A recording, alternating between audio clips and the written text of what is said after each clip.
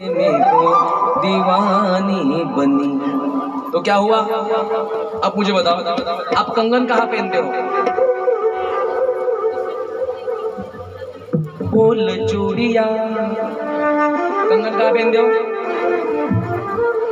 हाथों में ना। लेकिन गोपियों ने कंगन हाथों में नहीं पहने। अच्छा आप बताओ, आप पायल कहाँ पहनती हो? पाँव में। लेकिन गोपियों का ऐसा कुछ नहीं हुआ। गोपियां कहती है हाथों में पायल, पैरों में कंगन, और बिंदिया कहाँ लगाती हो? भांग में। लेकिन नाक में बुगड़िया लगाने चली तो इतनी अवस्था हो गई कि सब उल्टा उल्टा करने लगी गोपियां। एका गोपिकेच्या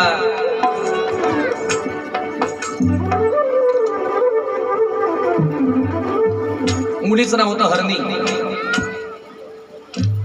ती गोपी की त्या गोपिकाची सासू म्हणते, अगं सुनबाई बघ बरं, आचाराची बरणी घेऊन ये बरं।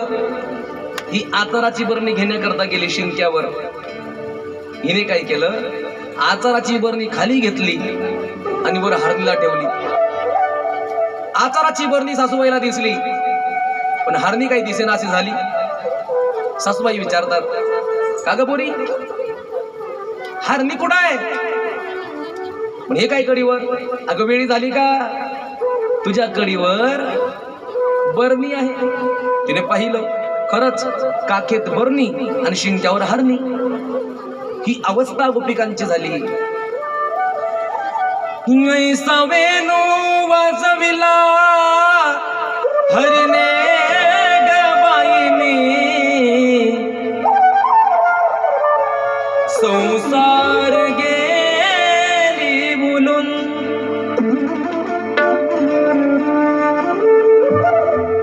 कुंकू विसरले काजळ विसरले, कुंकू विसरले काजळ विसरले, विसरले पतीचे ध्यान गबाईनी, संसार गेली भुलून।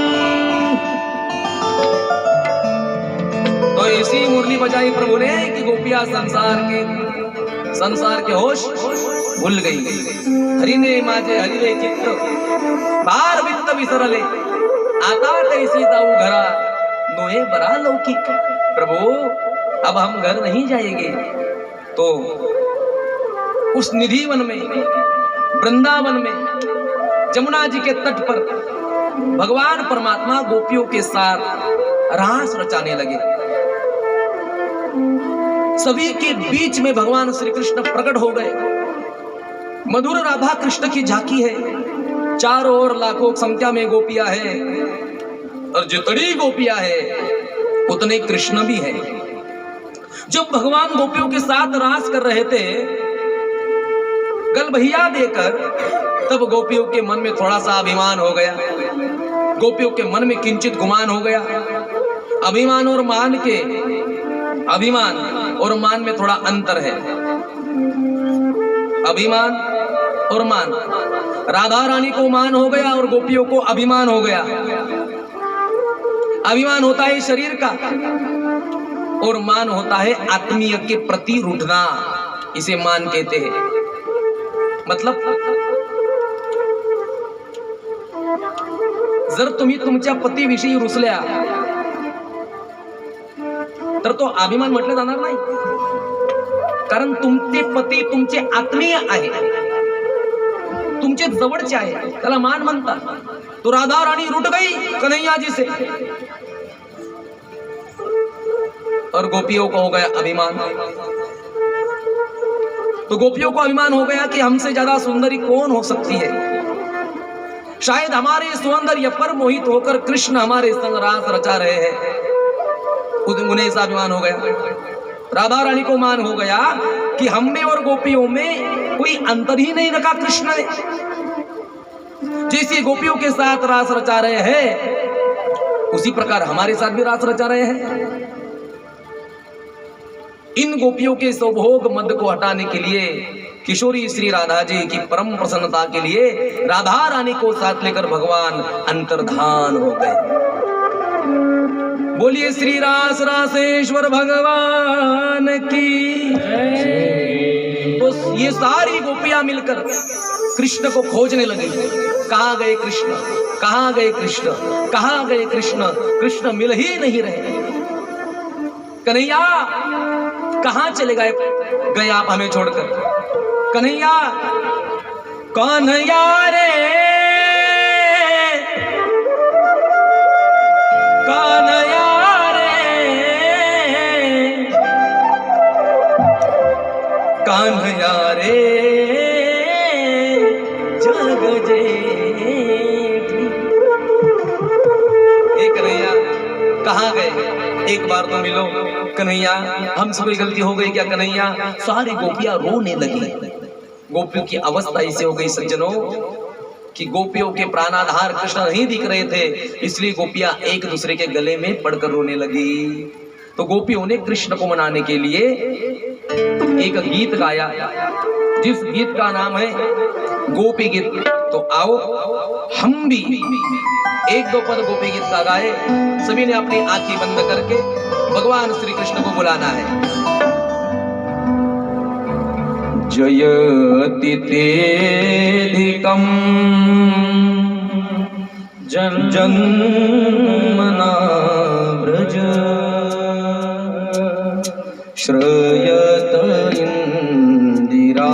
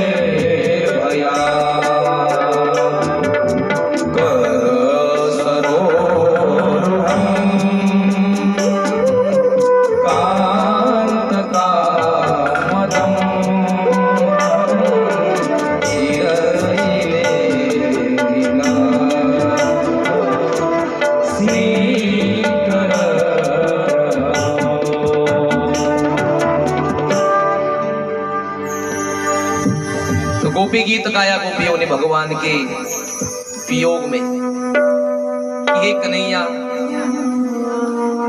जयति तेधिकम जन्मना ब्रज। आपके जन्म से ब्रजमंडल स्वर्ग से ज्यादा प्रिय बन गया। हे गोपाल, इंदिरा आनी लक्ष्मी अर्थात इंदिरा माने लक्ष्मी, इंदिरा भी इस ब्रजवास के लिए तरसती है।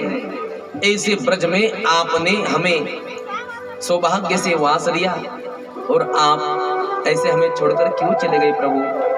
जयति तेधिकम जन्मना ब्रज श्रयत इंदिरा शश्वदत्रहि। गोपी गीत समझता है कि नहीं? गोपी गीत मालूम है? किस किस को मालूम है गोपी गीत? जरा ऊपर हाथ कर। गोपी गीत का रस किस किस को है? जरा उजाहत करो माई। कपड़ा नहीं क्या आवश्यकता नहीं, हाथ काटे थोड़ी जाएंगे आपके। राधे राधे बोलना पड़ेगा भैया। जिनको गोपी गीत ज्ञात है, जिनका गोपी गीत का अध्ययन है, ये गोपी गीत क्या तत्व है, वही गोपी गीत में रस ला सकते हैं। बाकी तो यही बोलेंगे कि ये क्या लगाया है, हमें समझ में नहीं आ रहा है। भैया भारी भोजन पचाने के लिए मशीन अच्छा लगता है, उसी प्रकार ओरिजिनल ज्ञान पचाने के लिए साधक अच्छा लगता है।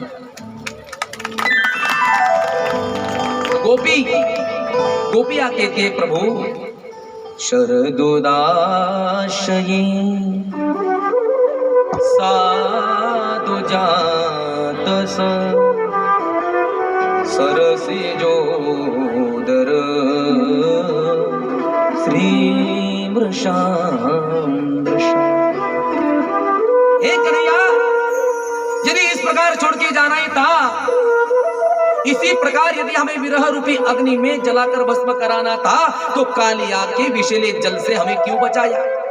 पूरे ब्रजमंडल में आग लग गई कन्हैया, उस दावा अग्नि से हमें क्यों बचाया? कन्हैया अब आप चले आओ, हमसे कोई गलती हुई हो तो आप चले आओ कन्हैया। कन्हैया आपकी कथा कैसी है? तव कथामृतम तप्त जीवनम कविभिरीडितम कल्मषापहम्।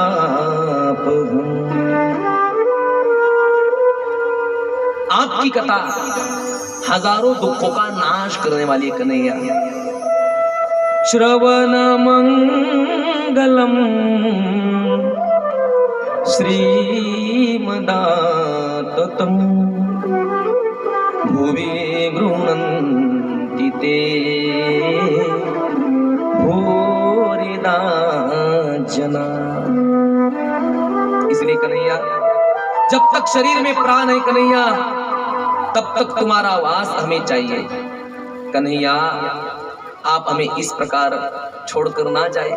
तो 19 पदों का ये गोपी गीत जब गोपियों ने पूरा गाया, हमने तो 5 ही पद गाए, क्योंकि यदि पूरा गाया होता तो आप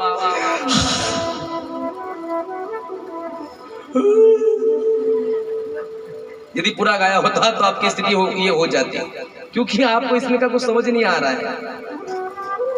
इसलिए हमें हमारी भागवत जी की महिमा कहती कि 5 पद क्यों ना हो, गोपी गीत गाना चाहिए, क्योंकि गोपी गीत में वो शक्ति है माताओं जो कन्हैया को आपके पास बुला सकती है। हमारे उस हरियाणा क्षेत्र में, मध्य प्रदेश में, उत्तर प्रदेश में, गुजरात में जो कथाएं चलती है, तो माताएं बड़ी विद्वान होती है, वो बैठती है, तो जब गोपी गीत चलता है तो वो माताएं रोती है आंखें बंद करके, क्योंकि उन्हें वो सब समझ में आ जाता है। हमें यही समझ में आता है कि पार्वती महादेव सन्यासी न कसा झाला गणपति। इसी में हमें रस है, राधे राधे बोलना पड़ेगा और जोर से। पहिल्या दिवशी आशा पारे का भाडाला देते खोबरे खारे का। आणि बाळाला देते खोबरे खारी का जो बाळा जो रे तू पान कशा असताय इन्हें ये चाहिए महाराज। तो गोपी गीत के द्वारा भगवान श्री कृष्ण गोपियों के मध्य प्रकट हो गए। जितनी गोपियां उतने कृष्ण यमुना के तट पर रास रचा दिया मेरे भगवान ने। तो आइए हम भी इस रास क्रीड़ा में 5 मिनट के लिए सम्मिलित हुए और इस रास क्रीड़ा का आनंद ले। रास रचो है जमुना किनारे महारास रचो है। रास रचो है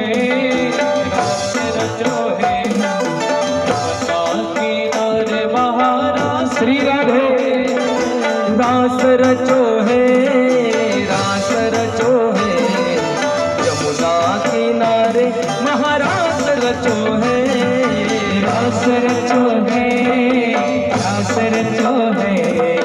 जमुना किनारे महारास रचो है।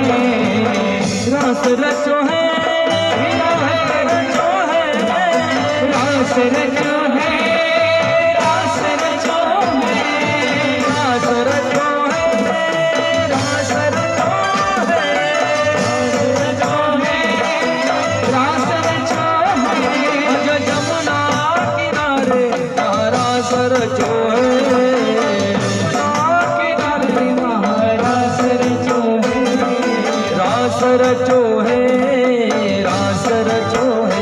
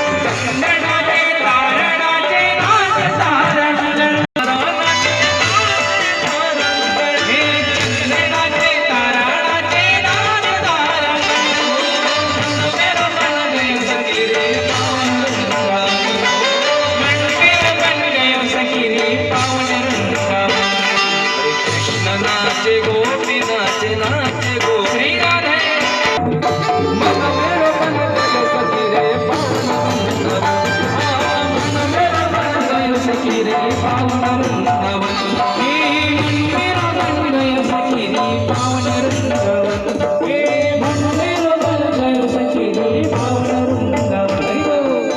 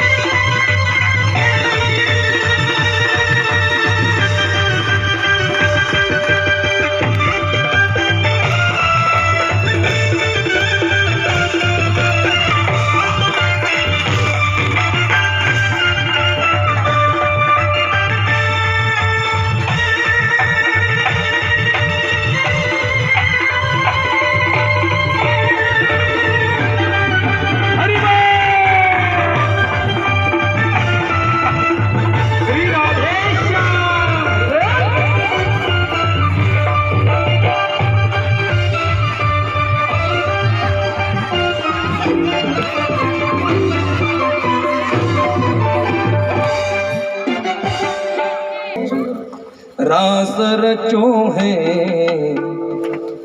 जमुना किनारे महारास रचो है।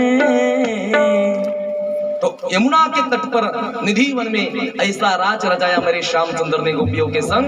जितनी गोपियां थी उतने कृष्ण हो गए। वहां पर कौन कौन आए? अरे चंद्र नाचे, सूर्य नाचे, नाचे तारांगण,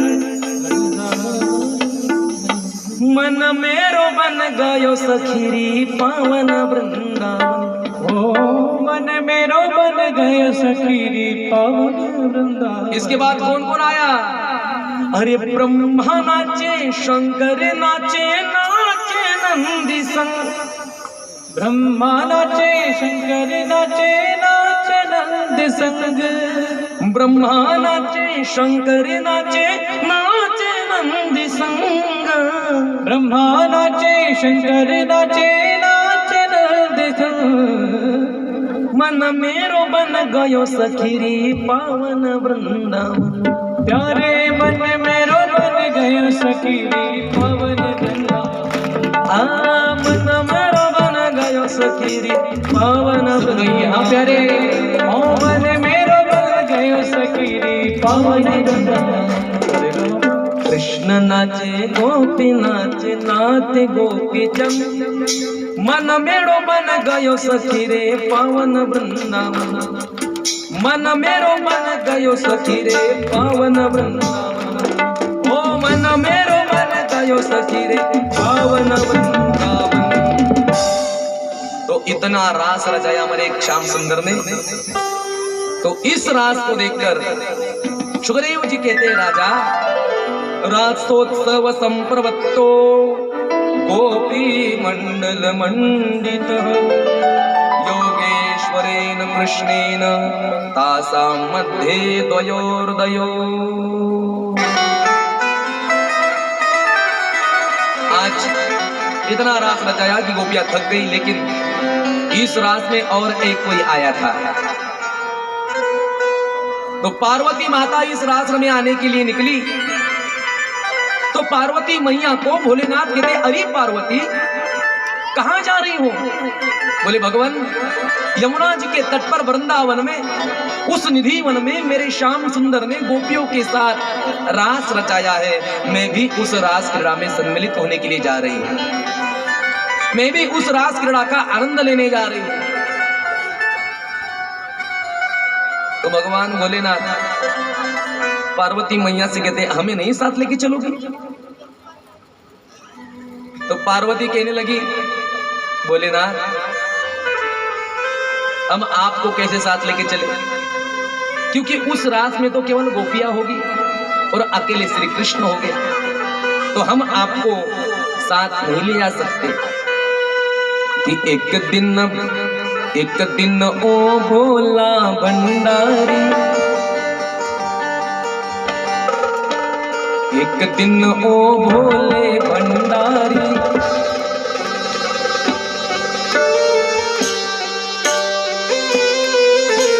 एक दिन ओ भोले भंडारी बन कर के ब्रिज नारी वृंदावन आ गए, वृंदावन आ गए। एक दिन ओ भोले भंडारी बन कर ब्रिज की नारी वृंदावन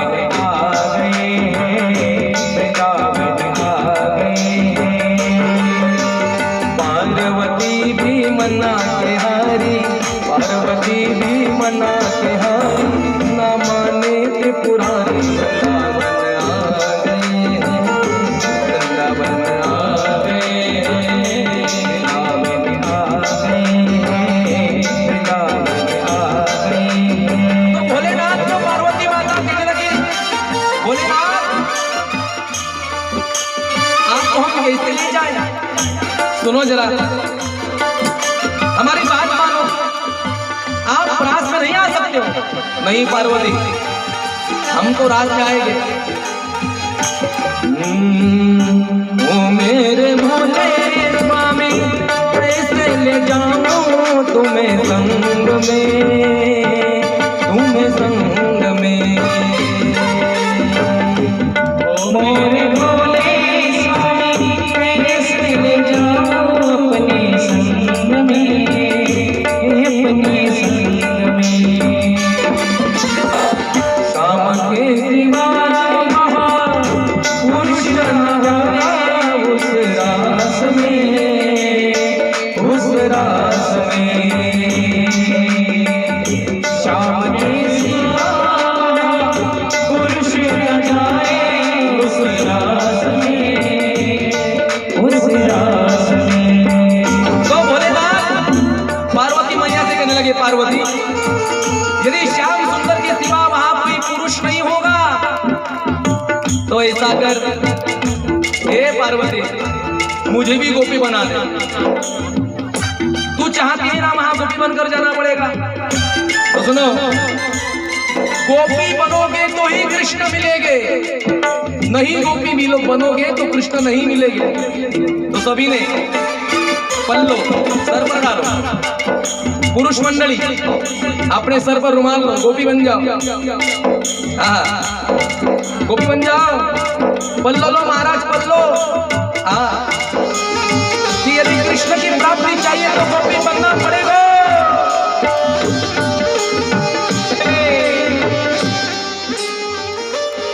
तो भोलेनाथ कहने लगे, ऐसा सजा दे मोहे,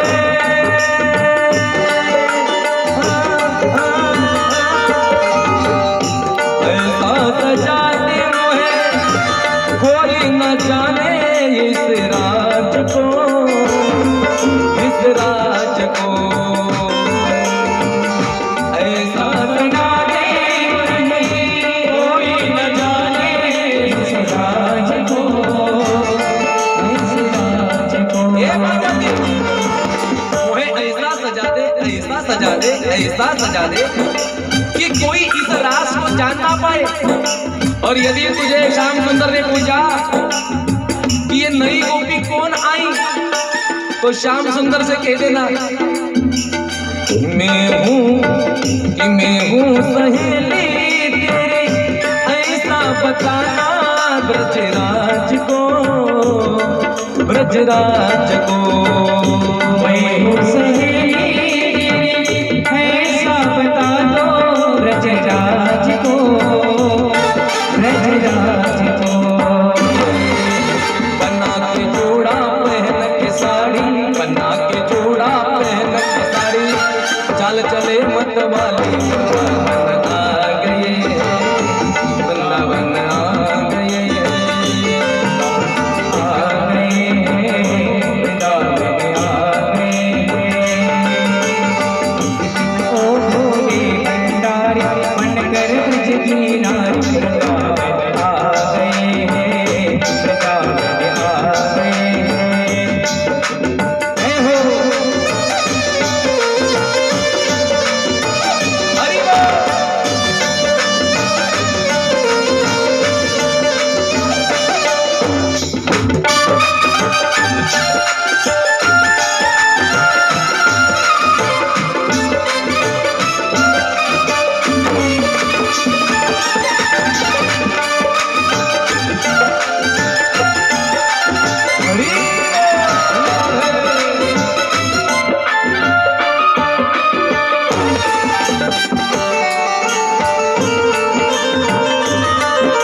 काली की सेवा लीजिए। हरि बोल, श्री राधे।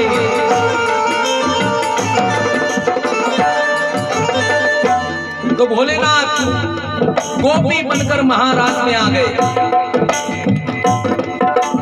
लगा के जोड़ा पहन के साड़ी। तो भोलेनाथ ने क्या किया, जुड़ा बांध लिया, साड़ी पहन ली और पूरे गोपी बन गए। अरे वो गोपी हो, अरे पल्लो लो पल्लो, आदमी लोग पल्लो लो, सिर पर पल्लो लो, गोपी बनो, गोपी बनो। ओ बाबा पल्लो लो पल्लो, ऐसा ना ना शर्मा भाई, इतना इतना नहीं शर्माना है। ऐसा पल्लो लो। तो जब भोलेनाथ उस रासलीला में आए तो क्या हुआ पता है, देखा मोहन ने जब समझ गए वो सारी बात रे, सारी बात रे। मोहन में समझ गए वो सारी बात रे, सारी बात रे। देखा मोहन ने जब समझ गए वो सारी बात रे, सारी बात रे। देखा मोहन ने सारी बात रे, सारी बात रे। और क्या किया? ऐसी बचाई बंसी सुजब तो खोए भोलेनाथ रे, भोलेनाथ रे। ऐसी बचाई बंसी सुजब तो खोए भोलेनाथ रे, भोलेनाथ रे। खिसक गई जब सिर से साड़ी, खिसक गई अब सिर से साड़ी, मुस्कुराए बनवारी वृंदावन आ गए, वृंदावन आ गए, वृंदावन आ गए, आ गए।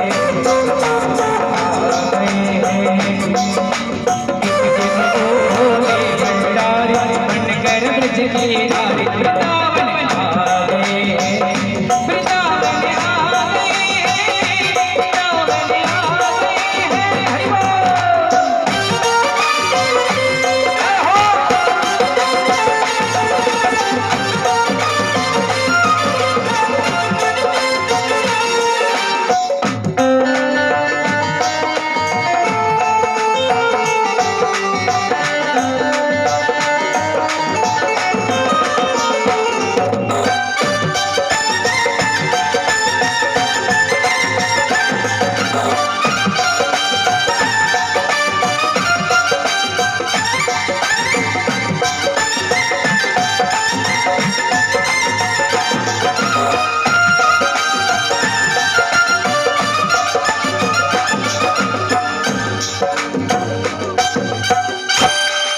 बोल भोलेनाथ भगवान की। जय। तो भोले बाबा को लगा कि हमने भी रास में जाना चाहिए, इसलिए भोले बाबा ने हट पकड़ लिया कि पार्वती हम भी उस रास लीला में चलेंगे।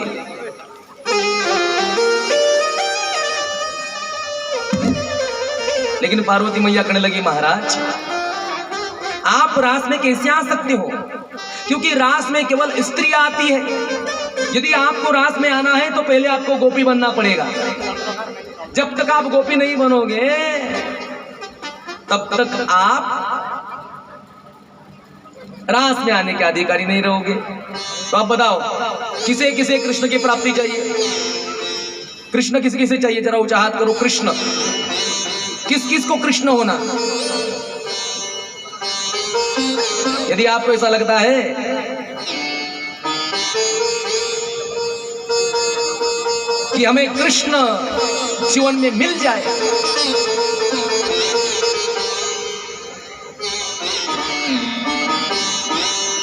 तो आपको पहले गोपी बनना पड़ेगा। बोलो राधे राधे और जोर से। अब ये बताओ कि गोपी कौन कौन बनने के लिए तैयार है? ये हमने बाली हुई थोड़ी बढ़ा के रखे हैं, हम भी तो गोपी बन चुके हैं कन्हैया के प्रेम में। हाँ? ये बाल क्या शो के लिए बढ़ाए हमने? क्या हम अच्छा लगना चाहिए इसलिए बढ़ाए? नहीं, ये गोपी भाव है। और जब तक गोपी भाव आपके मन में प्रकट नहीं होता तब तक आपको कृष्ण की प्राप्ति नहीं होगी।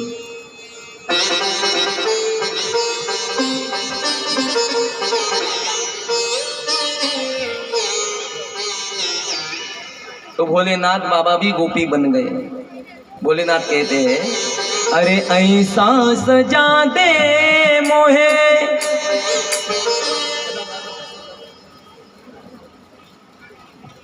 ऐसा सजा दे मोहे, कोई न जाने इस राज को,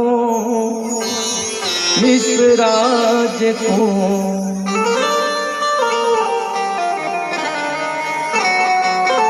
मैं हूँ सहेली तेरी। देखो भोलेनाथ कहने लगे ऐसा सजा दो पार्वती, मुझे ऐसा सजा दो, ऐसा सजा दो कि इस राज को कोई ना जान पाए कि मैं भोलेनाथ हूं। और यदि ब्रजराज ने पूछा तो ये बता देना कि मैं हूं सहेली तेरी, ऐसा बताना ब्रजराज को, ब्रजराज को। अरे लगा के जोड़ा पहन के साड़ी, लगा के जोड़ा पहन के साड़ी, भोलेनाथ चाल चले मत वाली वृंदावन आ गए हैं।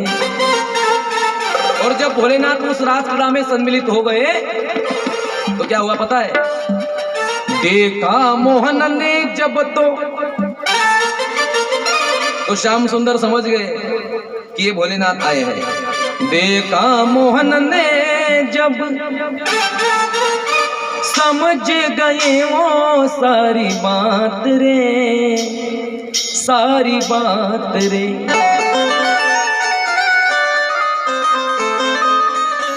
और ऐसी बजाई बंसी, बंसी बंसी बंसी बंसी, ऐसी बजाई बंसी कि सुध बुद्ध खोए भोलेनाथ रे, भोलेनाथ रे। तो क्या हुआ? अरे खिसक गई जब सिर से साड़ी, तो भोलेनाथ के सिर से साड़ी खिसक गई तो मेरे बनवारी, अरे मुस्कुराए बनवारी वृंदावन आ गए हैं। तो तभी से भोले बाबा उस वृंदावन में स्थापित हो गए। अरे दीन दयाल तेरा तब से गोपेश्वर हुआ नाम रे, हुआ नाम रे। ओ मेरे भोले बाबा वृंदावन धाम हुआ धाम रे, हुआ धाम रे। तो तभी से भोलेनाथ वृंदावन में रह गए, इसलिए तभी से वृंदावन भोलेनाथ में, भोलेनाथ वृंदावन में रह गए, इसलिए भोलेनाथ का एक नाम पड़ा गोपेश्वर भगवान की। गोपेश्वर, गोपी का वेश धारण करके आए ईश्वर, इसलिए उनका नाम पड़ा गोपेश्वर। तो आज भी वृंदावन में गोपेश्वर महादेव को स्त्री का श्रृंगार चढ़ाते हैं, स्त्री का, गोपी का श्रृंगार चढ़ाते हैं आज भी महादेव को। तो भैया महादेव गोपी हो गए तो हमारी और तुम्हारी क्या बात है? तो हमें भी गोपी बनना पड़ेगा। यदि कृष्ण की प्राप्ति चाहिए तो गोपी बनना पड़ेगा। इसी प्रकार सुंदर रास का प्रसंग सुखदेव जी ने परीक्षित से कहा। अब आगे परीक्षित से भगवान सुखदेव कहते, परीक्षित अब भगवान परमात्मा गोकुल की अपनी लीलाएं संपन्न करेंगे, वृंदावन की अपनी लीलाएं संपन्न करेंगे। आज भगवान की उम्र है 11 साल और 52 दिन की। कितनी? 11 साल और 52 दिन पूरे हो चुके भगवान को। कहां पर? गोकुल में, वृंदावन में। आज भगवान वहां से निकलेंगे। आज भगवान ने गोकुल की सारी लीलाएं संपन्न की। हे परीक्षित, इधर कंस ने सभा बुलाई। कंस के पास कोई ताक नहीं है कि कृष्ण को कैसे मारे। दिन रात हुआ पुहा करके कृष्ण कंस जल रहा है, इसलिए मीटिंग की, सभा बुलाई। तो मीटिंग में सारे राक्षस कहते हैं महाराज हम अपने राक्षस वहां भेजते हैं इसलिए वो मार देता है, ऐसा करो उसको यही बुला लो। लेकिन भैया उसे बुलाना जाएगा कौन? तो अक्रूर जी जाएंगे। तो अक्रूर जी को बुलाया गया क्योंकि अक्रूर जी कृष्ण के काका होते हैं। अक्रूर जी को बुलाया और अक्रूर जी को कंस कहता है, अक्रूर जी तुम्हें कल कृष्ण बलराम को लेने जाना है। अक्रूर जी पूछने लगे महाराज लेकिन क्यों? अब अक्रूर जी, मैं तुमसे कुछ छुपाना नहीं चाहता, सुनो अक्रूर जी। गच्छ नंद ब्रज तत्र सुतवानुकुदुदम्बे आसाते ताविहानेन रथेन नानयामा चिरम्। वसुदेव जी सुंदर वर्णन करते हे अक्रूर जी, मैं आपसे कुछ छुपाना नहीं जानता, मुझे कृष्ण और बलराम का वध करना है, जाओ उन्हें यहां लेके आओ, मैं उन्हें धोखे से मार दूंगा। अक्रूर जी के नेत्र सजल हो गए।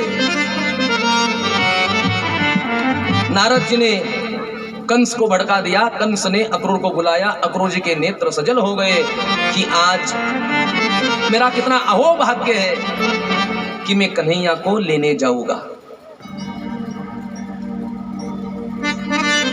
तो अक्रूर जी मन के मन में मनोरथ करते हैं, मनोरथा न करो त्यों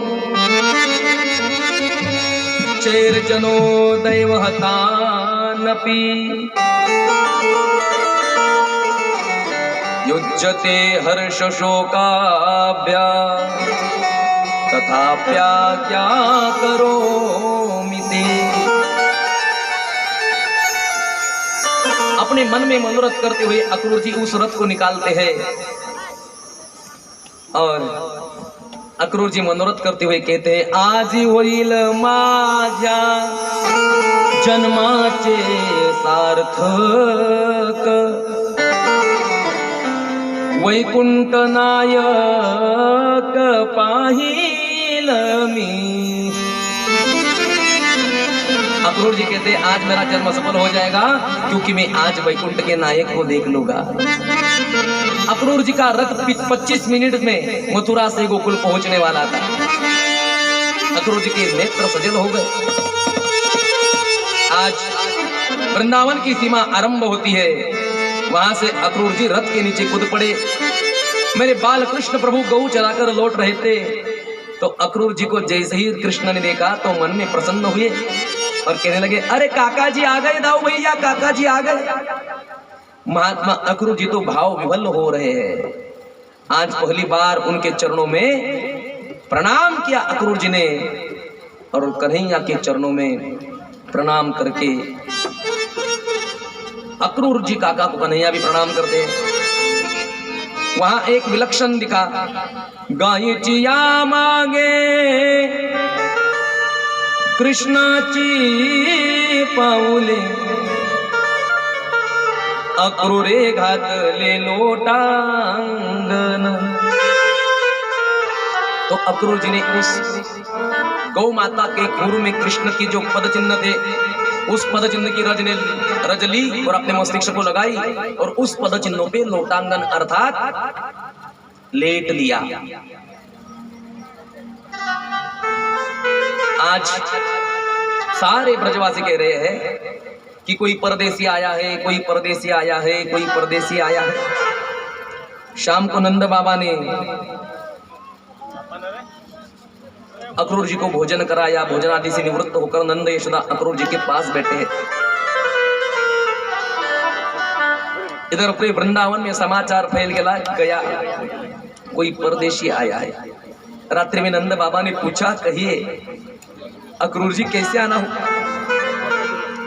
अक्रूर जी बोले, मैं कृष्ण बलराम को लेने आया हूं। कंस के यहाँ बहुत बड़ा धनुष यज्ञ मेला लगा है, आसपास के सभी ग्रामीण आंचल के लोग आ जा रहे हैं, इसलिए इन्हें मैं लेने आया हूं। मैया यशोदा भोजन करने बैठी थी। आहा आहा शिवरंजन जय हो। मैया यशोदा भोजन करने बैठी थी। उन्होंने जैसे कृष्ण बलराम को ले जाने की बात सुनी माताओं, तो वो माता यशोदा के हाथ से ग्रास छूट गया। रोती हुई बोली, महाराज मेरे प्राणों की आवश्यकता होगी तो मैं मेरे प्राण दे दूंगी, लेकिन कन्हैया को मेरे आंखों से दूर नहीं कर सकती। कृष्ण बलराम दोनों मेरे आंखी है। तो कन्हैया मैया को कहने लगे, मैया तू हमें कहीं भी नहीं जाने देती। आज मैया हमें ना रोको, आज तो हमें जाना पड़ेगा। रोने लगी मैया। नंद जी ने कहा, कब तक बच्चों को छुपा के रखोगी? कभी तो इन्हें जाना ही पड़ेगा देवी। सुनो देवी, तुम ज्यादा चिंता मत करो, कृष्ण के मित्र के साथ मैं भी प्रस्थान करता हूँ। रथ में बैठकर कन्हैया आएंगे और हम भी 2 बैलगाड़ी लेकर मथुरा जाएंगे। सारे ब्रजमंडल में समाचार फैल गया सज्जनों कि कल प्रातः कन्हैया चला जाएगा। और माँ यशोदा की आंखों की नींद उड़ गई, क्योंकि वो माँ है। माँ क्या होती है? माँ ममता का सागर होती है, माँ वात्सल्य का स्वरूप होती है, माँ ही बच्चे का सर्वस्व होती है। आखिर माँ तो माँ होती है। माँ जैसी ममता कोई नहीं दे पाता। जितना प्यार माँ यशोदा ने कृष्ण से किया है माताओं, उतना प्यार माँ देवकी भी कृष्ण से नहीं कर सकती। कन्हैया, मेरे आंखों की नींद उड़ गई बेटा। हजारों गोपियां नंद बाबा के महल पर है। कृष्ण के मित्र और नंद बाबा प्रस्थान कर गए। अर्धरात्रि का समय था। मेरे गोविंद ने देखा मां पलंग पर मां यशोदा नहीं है। आवाज मैया को लगाया कन्हैया ने, मैया, अरे ओ मैया, कहा ओ मैया? तो जाकर देखा तो मैया एक खंबे से सिर लगाकर बैठी है और मैया की गोद में बैठकर मेरे कन्हैया ने आंसू पोंछकर कहा, मैया तू काहे को रोए मैया? मैया ने कहा, लाला मैं सोचूं तू कल मथुरा चले जाएगे, तेरे बिना एक एक जीवन का पल कैसे व्यतीत करोगी गोविंद? तब मेरे गोविंद बोले, मैया तू चिंता मत कर, मैं जल्दी आ जाऊंगा। प्रातः 4 बजे ब्रह्म मुहूर्त में जैसे ही महल के मुख्य द्वार को खोला तो मेरे गोपाल ने नजर डालकर देखा तो लाखों गोपियां उनके मध्य में श्री किशोरी राधा है। अक्रूर जी रथ को सजा रहे हैं। कन्हैया बलराम को साथ लेकर रथ की ओर बढ़े तो गोपियों के नेत्रों में पनारे बह रहे हैं। नयनाच्या उदकाने भिजले धरणी। इतनी रोई गोपियां, इतनी रोई कि उनके नयनों के, उनके नेत्रों के आश्रु से ब्रज की भूमि भीग गई। गोपियां कहती है, विधाता इस अक्रूर को तूने क्रूर करके क्यों भेजा है? अक्रूर तू चांडाल है, तू क्रूर है, हमारे कन्हैया को ले जा रहा है। कन्हैया रथ में चढ़ गए।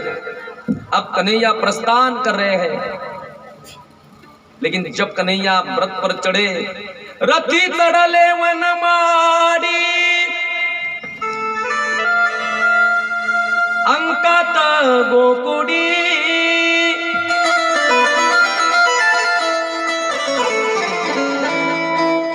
नयनाच्या उदकाने भिजली धरणी।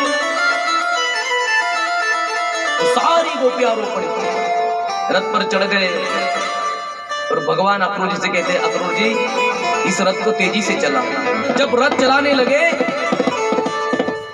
तो सारी गोपियां रथ के आगे लेट गई और माँ यशोदा पीछे से आती है, अरे रुक कन्हैया, जा मत बेटा, जा मत बेटा, जा मत जा बेटा, मत जा, मत जा। कन्हैया कहते रथ को रोको।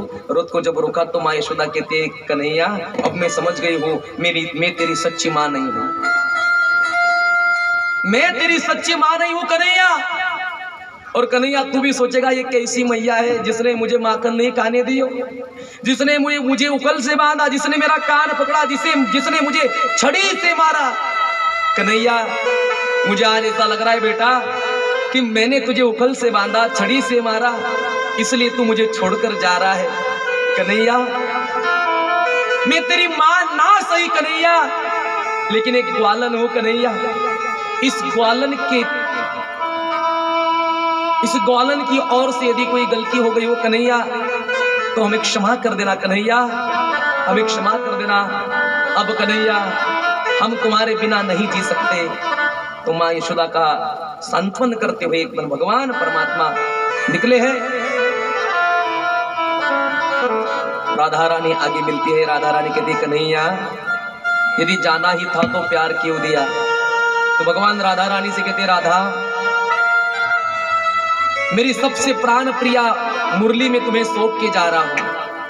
जब भी मेरी याद आएगी तो उस मुरली को बजाते जाना, अपने मन को रिझाते जाना। राधा रानी कहने लगी, नहीं कन्हैया इस मुरली का हमसे ज्यादा काम आपको है, इसलिए आप ही इस मुरली को रखो। जब भी हम गवार गोपियों की याद तुम्हें आएगी तो कन्हैया इस मुरली को बजाते जाना और हमें भी याद करते जाना। तो मेरे भगवान श्याम सुंदर ने बहुत सुंदर उत्तर दिया कि राधे अब भी हम मुरली नहीं बज सकती। क्यों नहीं बज सकती कन्हैया?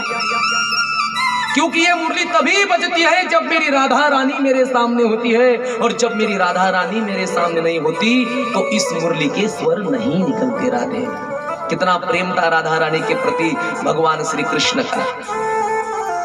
भगवान निकल गए, सारी गोपियां रो रही है। मैया यशोदा आज के बाद प्राण रहित हो गई, मानो जीते जी मैया यशोदा मर गई।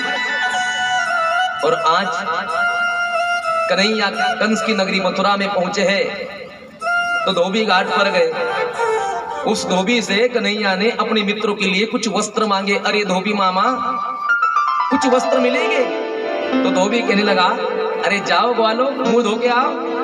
ये वस्त्र कोई साधारण वस्त्र थोड़ी है, ये वस्त्र राज वस्त्र है, महाराज कंस के वस्त्र है। जाओ, तुम्हें ये वस्त्र नहीं मिलेंगे। अब कन्हैया का सारे मथुरावासी स्वागत करते हैं। सारों ने स्वागत किया। बीच में कन्हैया जब मथुरा का विहार कर रहे थे तो कुब्जा की भेंट हुई। यह कुब्जा जो है ना, ये 3 जगह पर टेढ़ी है। इसका शरीर एकदम विद्रूप है, इसके शरीर को कोई नहीं देखता। इस कुब्जा का एक ही काम है, रोज चंदन घीसना और चंदन उगाना और चंदन उगाकर महाराज कंस को लगाना। आज भगवान श्री कृष्ण उस कुब्जा से कहते हैं, अरे सुंदरी, हमें थोड़ा चंदन मिलेगा? जब भगवान ने उसे सुंदरी कहा तो कुब्जा कहती है, आप कौन हो प्राणाधार? अरे सुंदरी, मुझे नहीं पहचानती हो? मैं वही कृष्ण हूं जिसने तेरे राजा के अनेक राक्षसों को मारा। अच्छा, तो आप कन्हैया हो? जी सुंदरी, लेकिन मुझे सुंदरी मत कहो कन्हैया, क्योंकि मैं सुंदरी नहीं हूं। सुंदरी तुम सुंदर ही हो। तो भगवान ने क्या किया, पहले चंदन लगा लियो और उस कुब्जा के एक सीधे पैर के अंगूठे पर अपना अंगूठा रखा और सीधे हाथ का अंगूठा पकड़ा और जो झटका दिया तो वो सुंदरी परम सुंदरी बन गई। वो कुब्जा परम सुंदरी बन गई। अपने शरीर को देखने लगी, निहारने लगी। हे गोविंद, आज मेरा उद्धार हो गया। आगे कुब्जा का उद्धार करके भगवान शिव धनुष का भंग करते हैं। कंस को वरदान था कि जो भी इस शिव धनुष का भंग करेगा वही तेरी मृत्यु का कारण बनेगा। कंस ने कृष्ण को मारने के लिए एक हत्ती को मदिरा पिलाई थी, जिस हत्ती का नाम है कुवलिया पीड़। इस कुवलिया पीड़ हत्ती का भी भगवान ने उद्धार किया है। आगे कंस के 2 मल्ल है, कंस, चाणूर और मुष्टिक। तो कंस कन्हैया को दिखावा दिखा रहा है, आओ भांजे आओ, तुम्हारा स्वागत है। जी मामा जी, स्वागत तो बहुत अच्छा कियो। मारने के लिए पहले कुवलिया पीड़ भेज दियो और बोल रहे स्वागत। अरे भांजे, वो हाथी तो मदिरा पान किया हुआ था, छूट गया होगा। तो कन्हैया कहने लगे, अब क्या है मामा जी? बोले देखो भांजे, हमने सुना है कि तुम बड़े शूर हो, बड़े वीर हो, तो ऐसा करो, हमारे 2 वीरों से कुश्ती लड़ो, मल्ल युद्ध लड़ो। तो भगवान ने मल्ल युद्ध लड़ा। नारियल है क्या? नारियल कहाँ है?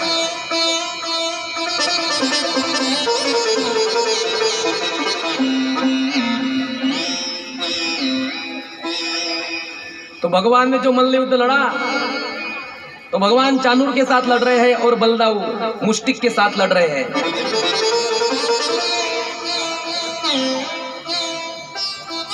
तो भगवान ने ऐसा युद्ध किया कि बलदाऊ ने मुष्टिक का संहार किया और मेरे भगवान श्री गोविंद ने चाणूर का संहार किया।